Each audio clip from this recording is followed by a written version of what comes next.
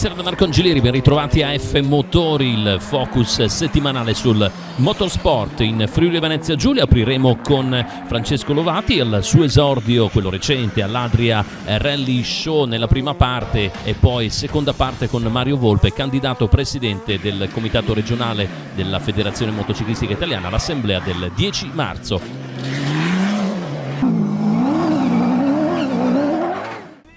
Partiamo con le notizie. Parata di campioni alla gara di apertura della stagione motociclistica in off-road in Friuli Venezia Giulia. Ritorna domenica 28 febbraio a San Giovanni del Tempio di Sacile la 27esima edizione dell'Albatros Enduro Country, secondo trofeo Albano Cescon, competizione valida per il campionato triveneto di Enduro Country. 140 piloti al via ed alcuni protagonisti dell'enduro internazionale, tra cui Andrea Verona, campione del mondo classe 1 alla prima uscita ufficiale sulla nuova Gas EC250F, con cui tenterà di bissare la vittoria mondiale. Ritorno a Sacile per l'ex iridato Alex Salvini, il pilota bolognese dal curriculum eccelso. Affiancherà su Honda Red Moto il pluricampione europeo lavianese delle Fiamme Oro Maurizio Micheluz su Husqvarna. Tra i favoriti della vigilia anche gli alfieri di TM Buano Factory, il friulano del Motoclub Manzano Lorenzo Macorito, atteso protagonista del mondiale junior, in coppia con l'altro pilota ufficiale TM, il talentuoso rider bresciano Matteo Pavoni. Della partita anche il team Specia Honda Red Moto, che schiererà il pluricampione italiano Luca Marcotulli, Andrea Cervellin. Occhi puntati anche su Riccardo Fabris, giovane talento dell'enduro nazionale, il pilota veneto del Motoclub Manzano, artefice di un'ottima stagione 2020, farà coppia con Matteo Luison. La gara riconferma il format di 4 ore a coppie e marathon, con l'aggiunta di una finale individuale tra i piloti con la migliore posizione in classifica, che gareggeranno ad eliminazione per la conquista del trofeo Albano Cescon, regia organizzativa del Motoclub Albatros del presidente Andrea Cescon. Buonasera Francesco Lovati, volto nuovo del rallismo del Friuli Venezia Giulia. Com'è? Tutto bene dopo l'esordio con una gara importante come quella di Adria Rally Show? Com'è andata? Buonasera Francesco. Buonasera a voi, è andata molto bene. Infatti diciamo che questa gara è stata pensata e pianificata la settimana prima, quindi ottenere un risultato del tutto inaspettato come quello che è stato alla fine di questi 3 lunghi giorni di gara è stata una soddisfazione per me e per tutto il team. Allora, tu quanti anni hai? 18 anni mi sembra, dico bene? 19 compiti, ok, perciò sei alle prime armi per quanto riguarda appunto il mondo dei rally. Ti sei tuffato in un esordio, anche se avevi già provato Rally Circuit a Rijeka, però questo è stato un vero e proprio rally. Ti sei così deciso nel giro di pochi giorni, ma soprattutto sei stato affiancato come navigatore da un volto noto del realismo italiano, un campione italiano come Lorenzo Granai, perciò un uomo di così esperienza importante. Averlo al tuo fianco vuol dire avere anche una sicurezza, è vero? Sì, togliendo ovviamente qualche mia partecipazione a qualche rally amatoriale in Croazia, diciamo che quello di Adria è stato il mio esordio, e averlo potuto fare, diciamo, con un navigatore molto esperto come Lorenzo Granai, diciamo, è stato soprattutto merito suo il risultato finale della prestazione, ecco. Prestazione che comunque ha avuto anche un riscontro importante, perché tu gareggiavi in classe R1, è andata bene perché i tempi sono arrivati man mano che poi prendevi confidenza con il tracciato e con la vettura.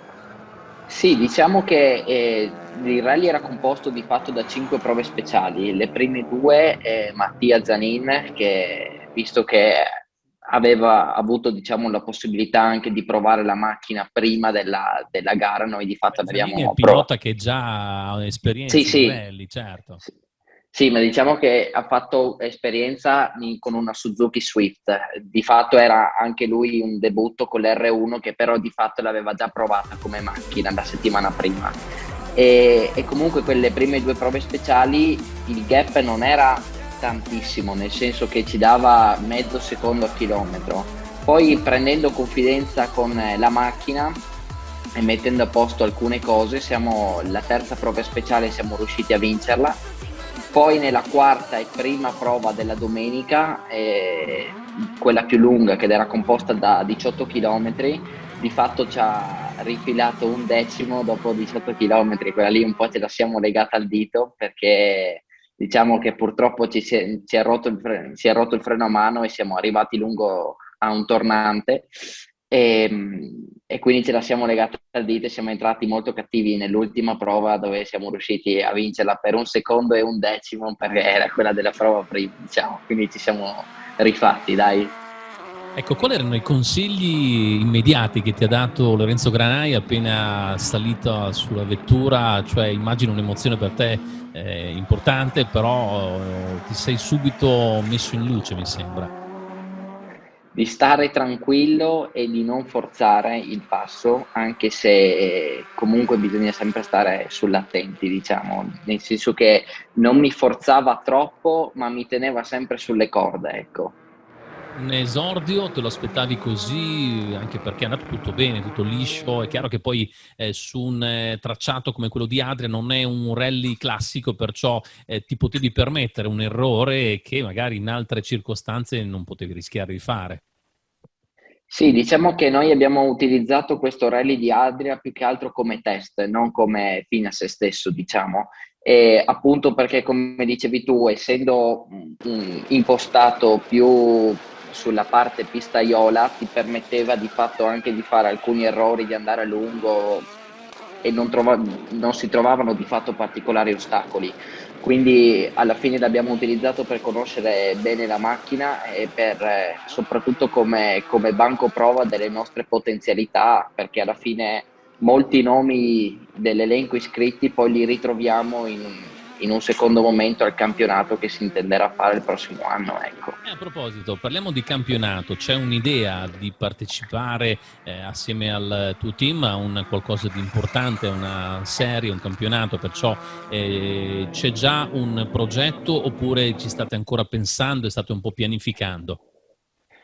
Visto che comunque il progetto è un progetto, come dicevi tu, abbastanza importante, nel senso che fare un campionato italiano comunque racchiude tutta una serie di sforzi, di problematiche che bisogna organizzarle, diciamo, dall'A alla Z, non è ancora stato definito la categoria, la macchina, eccetera. Quello che si vocifera delle voci, diciamo, di corridoio sono che potremmo fare il campionato italiano poi il prossimo anno. Ecco, è E a tuo avviso R1 oppure qualcos'altro a livello di categoria? R1 lo ricordiamo, la vettura con cui è corso ad Adria, una Clio. Eh, diciamo che nei prossimi giorni ci troveremo con Albino Gabriel, il proprietario della Gas Racing, ci si siederà intorno a un tavolino e si discuterà sul da farsi. Comunque nel giro di questa settimana sapremo con assoluta certezza che cosa ne sarà del prossimo campionato, dai. Allora, tu sei di Villa Vicentina, ma non sei l'unico Lovati che corre competizioni in quattro ruote, dico bene. No, no, c'è anche mio fratello che però lui si è dato più alla pista. Lui gli Pistaiolo. piace, sì, lui gli piace correre da solo, a me piace correre in compagnia. Beh, ricordiamo che comunque tuo fratello sta bruciando le tappe con la Formula Predator, raccogliendo anche delle belle soddisfazioni, perciò i motori ce li avete proprio nel sangue voi Lovati. Sì, derivato dal papà.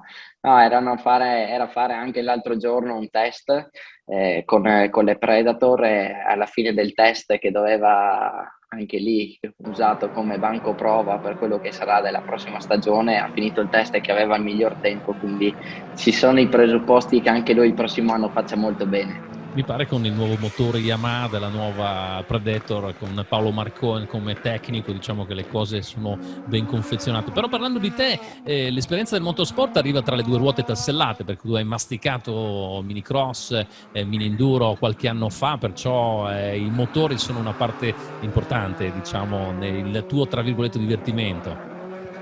Sì, abbiamo corso tanti anni, sia io che mio fratello, abbiamo cominciato il motocross, poi siamo passati anche al mini enduro e abbiamo fatto anche in quei casi lì tanti anni di campionati italiani con risultati abbastanza buoni, diciamo.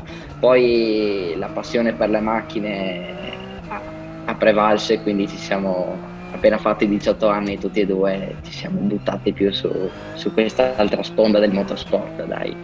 Senti, il pensiero di vedere ovviamente anche tanti piloti forti, come è stato nel caso di Adria, tante vetture performanti a partire dalla Ford Fiesta VRC dell'RB Motorsport che appunto ha portato la vittoria a Denis Babuin, essere in un circo così importante si colgono delle belle soddisfazioni, ma ci si mette soprattutto anche in mostra. Sì, anche perché avendo un Lorenzo, diciamo, come navigatore, diciamo, ci ha centrato, diciamo, tutti i riflettori su di noi, infatti erano tutti quanti che ci venivano, finita la prova, a chiedere, diciamo, delle informazioni, a farci i complimenti, eccetera. Mi ha fatto conoscere anche tanta gente, tanti piloti, mi ha spiegato, ho imparato molto sulle gomme, diciamo ho fatto un corso accelerato sul rally di 3 giorni, sembrava di essere il primo giorno di scuola. Senti, prossima stagione dovessi iniziare appunto un campionato italiano, immagino che Lorenzo Granai sia impegnato forse con Giandomenico Basso. La speranza è quella di averlo affiancato per alcune gare, non su tutte, infatti anche su questo qua appunto ci troveremo con Albino per parlare. La speranza è quella di continuare e di fare il più gare possibili, diciamo, con lui. Poi se ci sarà poi questa possibilità, tanto meglio, se no vedremo chi arriverà. Bene, io ti ringrazio Francesco Lovati, ricordiamo all'esordio nei rally con un ottimo risultato al Adria Rally Show, pilota di Villa Vicentina con un passato nelle 2 ruote tassellate, adesso ha tutta voglia di farsi notare anche in campo nazionale tra i rally. Grazie della tua disponibilità, in bocca al lupo per la tua nuova stagione. Grazie a voi, grazie, crepi il lupo. Una buonasera Mario Volpe, candidato presidente al Comitato regionale della Federazione Motociclistica Italiana all'assemblea del prossimo 10 di marzo. Buonasera Mario. Ciao a tutti, buonasera. Ecco, una premessa, l'invito alla trasmissione per un confronto, oltre che a Mario Volpe, era stato rivolto anche al presidente uscente Daniele Bergamasco, che ha preferito per motivi legati al suo ruolo istituzionale di non partecipare. Rispettiamo ovviamente questa sua scelta, ma dobbiamo fare informazione. Partiamo appunto con Mario. Innanzitutto la scelta di ritornare di nuovo in corsa come presidente. Come mai, visto che tu hai già per 2 mandati ricoperto questo ruolo in seno al Comitato regionale di Federmoto? Beh, sai, il fatto di vivere il comitato regionale da presidente e poi da vicepresidente, hai sempre quella volontà, quello stimolo di aggiungere qualcosa, di fare qualcosa che magari in questo quadriennio non si è potuto fare. Non mi riferisco ovviamente soltanto all'ultimo anno per quanto riguarda i problemi dovuti all'epidemia, alla pandemia, ma sicuramente quello che sono stati anche i primi 3 anni, e perché comunque l'attaccamento, la passione alla mia regione, al mondo delle moto, del turismo, del fuoristrada è comunque talmente tanta e tale che fai fatica a staccarti. Questo è infatti non ti eri staccato perché comunque continuavi a recitare un ruolo a Roma, diciamo, per quanto riguarda sempre in seno alla Federmoto, riguardo alla commissione, mi sembra motocross d'epoca, ma non solo.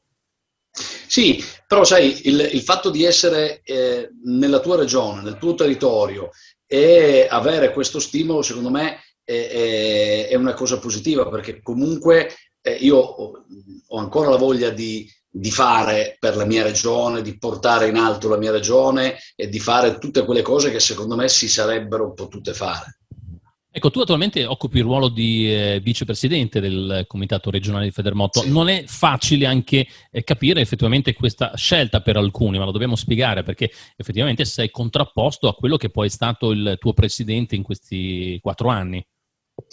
Sì, allora dobbiamo fare un piccolo passo indietro. Io mi ero candidato al 3° mandato 4 anni fa, c'era una regola dettata dal CONI che poi casualmente subito dopo è stata cancellata, che prevedeva che io raggiungessi il 70% dei voti disponibili.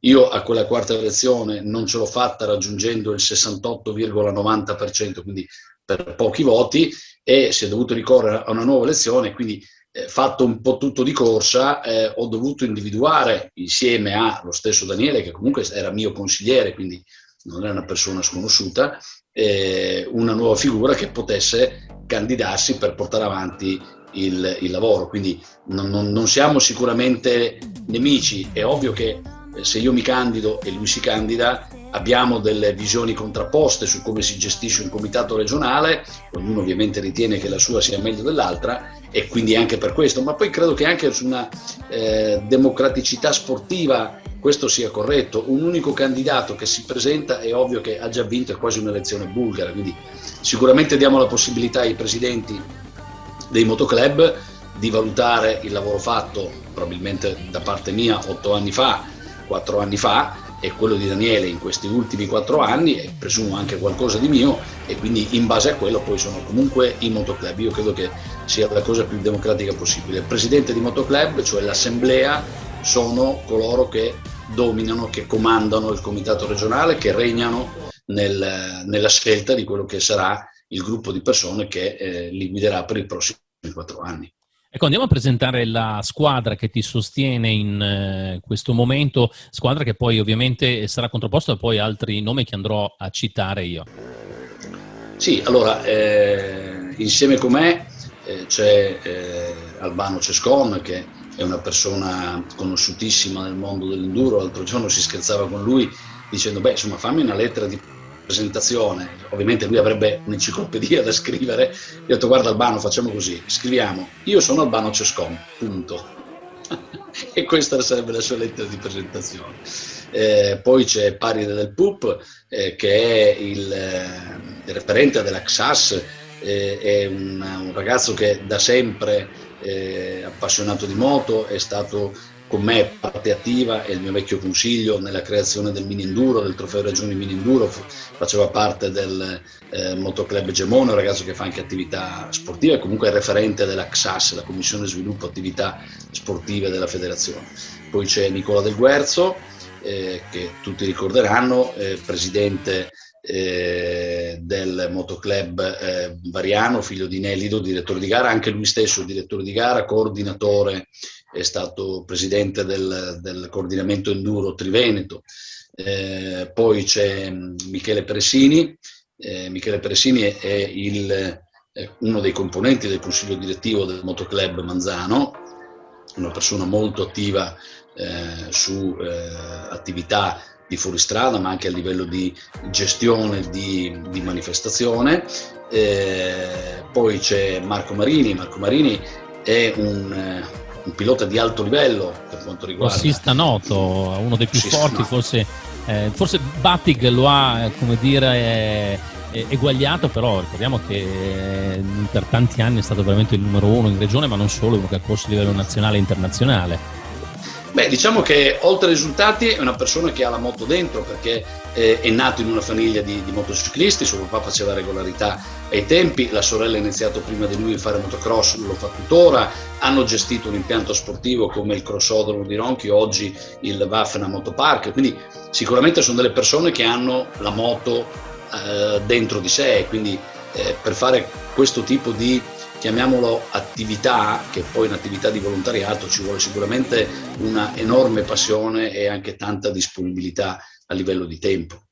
Ecco, le altre persone che sostengono in questo caso Daniele Bergamasco sono Massimo Candolfi, che mi sembra sia anche consigliere attuale, poi c'è Paolo Mattiuz, Alberto Mlacar, mi sembra anche segretario, che comunque segue l'enduro per quanto riguarda la regione, ma anche nel Triveneto, poi c'è Silvano Nasic e Furio Sinico, altro volto noto del motoclub Carso, che comunque è molto esperto. Perciò diciamo che in entrambi i casi ci sono persone di peso e questo potrebbe un po' creare qualche problema, perché si rischia anche di fare leggere con le regole, mi sembra, comunque non è stato in passato, un consigliere con una squadra diciamo non alleata, o sbaglio? Beh, allora, le elezioni si svolgono così, ci sono 2 votazioni, uno è la votazione del presidente, che quindi uno vince, uno perde. L'altra invece è una votazione che va per maggior numero di voti per quanto riguarda i consiglieri. E questo è come dici tu, cioè potrebbe accadere che un consigliere che in realtà, diciamo così, ufficiosamente si schiera con uno o con l'altro candidato, potrebbe raggiungere un numero di voti superiore a un altro e quindi far parte del consiglio regionale. Ma secondo me è lì il bello di questa votazione, perché in un consiglio regionale che si rispetti, intanto le cose vanno condivise, vanno discusse, vanno approvate, vanno messe nero su bianco, tutte quante insieme. E se c'è qualcuno che ogni tanto alza il dito e dice ma io non sono d'accordo per questo e questo motivo, qual è il miglior metodo di confronto? Nei miei 2 mandati precedenti la nostra regione aveva raggiunto dei risultati a livello di importanza, a livello di manifestazione, ma soprattutto di considerazione da parte di tutto il mondo motociclistico di un notevole livello. Noi siamo una regione piccola, però eravamo considerata quella regione da cui prendere esempio, perché c'è sempre stata una condivisione di pensiero o comunque un progetto sviluppato da tutto il Consiglio regionale insieme. Daniele ne sa qualcosa perché, ripeto, è stato 4 anni consigliere con me, e quindi questo secondo me è il risultato di un lavoro di gruppo. Chiaro, ci vuole un sacco di tempo disponibile. Io nell'ultimo quadriennio meno di 23-25 ore a settimana non riuscivo a dedicare alla federazione. Ecco, la prima cosa, Mario, che farai, immagino che cambiando qualcosa dal primo giorno, dovessi essere eletto presidente del Comitato regionale di Federmoto. Beh, guarda, sicuramente ci vuole un maggior contatto con i presidenti, un maggior ascolto dei presidenti di motoclub, un maggior coinvolgimento dei presidenti. Io ho sempre ritenuto che è il comitato che deve andare dal motoclub e non viceversa. È chiaro che poi il comitato ha un ruolo, anche un ruolo politico, istituzionale, normativo, ma deve essere il comitato a cercare il dialogo, a cercare il motoclub per capire che idee ha, cosa vuole fare, come lo può aiutare. Quindi questo sicuramente il primo passo è quello di andare incontro ai motoclub e dare un maggior ascolto e essere sicuramente maggiormente presenti di quanto lo siamo stati in questi ultimi 4 anni. Fortunatamente comunque i motoclub continuano a raccogliere belle soddisfazioni, perché lo ricordiamo, quest'anno c'è il mondiale di Speed, il Grand Prix, c'è il mondiale di Trial, faccio primo a Terenzano e secondo a Tolmezzo, poi gli assoluti d'Italia FAN a settembre, questo è un gran bel risultato che ritorna dopo qualche anno in Friuli Venezia Giulia, poi gli Under 23 Senior campionato italiano a Manzano, questo ad aprile, perciò fortunatamente reggiamo bene. Beh, ti sei dimenticato altri 2 campionati italiani del gruppo 5 di regolarità d'epoca. Giusto, e ahimè, qua c'è qualcosa, visto che l'hai sollevato, purtroppo uno è concomitante con, almeno così a calendario, sì, con gli assoluti d'Italia. Questa è una cosa che a mio avviso macchia un po' questa situazione, perché così vicini non dovevano esserci 2 importanti campionati. No, sicuramente sono d'accordo con te, e tra l'altro proprio stamattina parlavo con gli uffici di Roma e discutevo questa cosa. Il problema è incomprensibile per chi sta fuori dalla federazione, però per chi è dentro, sapendo come funzionano le cose, non dico che è inevitabile, perché si poteva sicuramente evitare e forse lo si può ancora, ma è dato dal fatto che il mondo dell'epoca all'interno della federazione è come se fosse una federazione all'interno della federazione, perché quello dell'epoca della regolarità non è all'interno del mondo dell'enduro, il che per me è un assurdo. Infatti oggi questo era uno dei discorsi che facevamo, che sarebbe corretto quantomeno un confronto, perché io sono il primo a dire che è un'assurdità che in una regione piccola come la nostra, a distanza di 25 km l'una dall'altra, nella stessa stiamo parlando provincia, di Fanna e Polcenigo, perciò abbastanza vicina, ecco. Esattamente. È una cosa incomprensibile. Purtroppo è capitato questo inghippo. Io credo che forse ancora qualcosa si può vedere di fare. È chiaro che combaciando con gli assoluti sicuramente qualcuno chiederà al Polcenigo se lo può fare, poi se non lo può fare pazienza. È chiaro che anche lì, vedi, forse ci vuole un maggior coordinamento per quanto riguarda anche lo stesso comitato regionale, il quale riceve una comunicazione da Roma quando ci sono delle manifestazioni nazionali richieste dai motoclub della regione e esprime un suo parere. Forse lì qualcosa è sfuggito, però voglio dire, per carità, può capitare. Certo che avere una gara nazionale e una di epoca nello stesso giorno nella stessa provincia un po' stride, insomma. Bene, Mario Volpe, grazie della tua disponibilità. Ricordiamo il candidato alla presidenza del comitato regionale all'assemblea del 10 marzo. Ovviamente a te, come a Daniele Bergamasco, un buon lavoro e un bocca al lupo, e ci vedremo prossimamente. Grazie Mario, buona serata. Grazie a voi, buona serata a tutti.